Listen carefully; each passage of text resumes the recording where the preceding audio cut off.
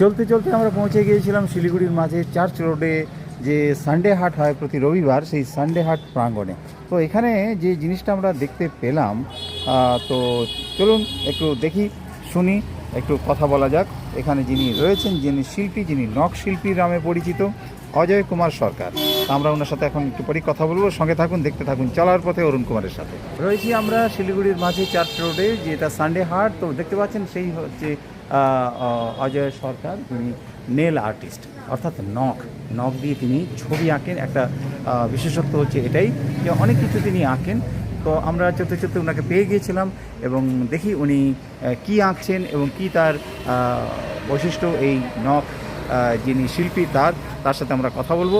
সঙ্গে থাকুন। চিত্র আমি সানডে হাটে অনেক বছর ধরে আমি করছি, জবে থেকে সানডে হাট শুরু হয়েছে। প্রতি রবিবার আমি এখানে নখের আঁচড়ে ছবি আঁকি, প্র্যাকটিস করি। এবং আমি শৈশবকাল থেকেই তো ছবি আঁকি। আঁকতে আঁকতে আঁকতে আঁকতে নিজের মনে খুব চিন্তা ভাবনা হলো যে না, কিছু ইউনিক ধরনের কিছু পেইন্টিং করব। শিল্পী মানেই সৃষ্টিশীল কাজ করে। সেই সৃষ্টিশীল কাজের মধ্য দিয়ে আমি 2003-4 সাল থেকে আমি নখচিত্রটা আমি নিজে তৈরি করি, যে এই ধরনের একটা পেইন্টিং হতে পারে এই টেকনিকে। এই টেকনিকে কাজ করে ছোট বড় ছবি করতে করতে প্রেস মিডিয়া থেকে শুরু করে জনসাধারণ যত আছে সবাই ইন্টারেস্ট পাচ্ছে। আমার একাডেমিতে ছাত্রছাত্রী গার্জিয়ানরা সবাই ইন্টারেস্ট পেয়েছে যে এটা একটা নতুন রকম চিন্তাভাবনা, নতুন রকম একটা শিল্প, ছবি খুবই ভালো লেগেছে, যার জন্য বিভিন্ন অ্যাওয়ার্ড এভরিথিংগুলো পেয়েছি।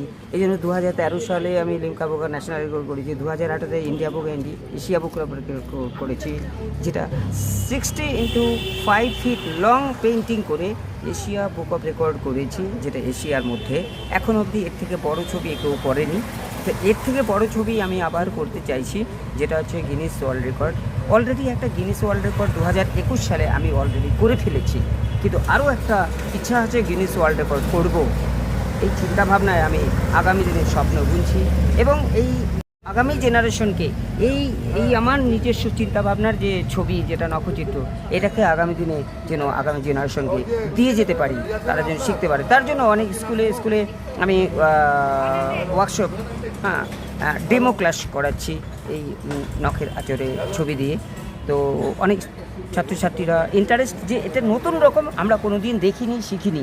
আমি যে বেশ ভালো কথা, তোমরা শিখে যাও, তোমার আগামী দিনে তোমরাও তৈরি হবে, বড় ধরনের একটা শিল্পী হিসাবে প্রতিষ্ঠিত হবে এই দেশ দুনিয়াতে। অর্থাৎ আমরা শুনলাম শিল্পী অজয় সরকারের কাছ থেকে ওনার হাতের ছবি যেভাবে তিনি আঁকছেন এবং সেগুলোকে আমি আপনাদের সামনে তুলে ধরলাম। ওনার কথার মাধ্যমে ওনার ভাবনা, ওনার চিন্তা আগামী দিনে সফল হোক, এই শুভেচ্ছা রইল তার প্রতি। সঙ্গে থাকুন, দেখতে থাকুন চলার পথে অরুণ কুমারের সাথে।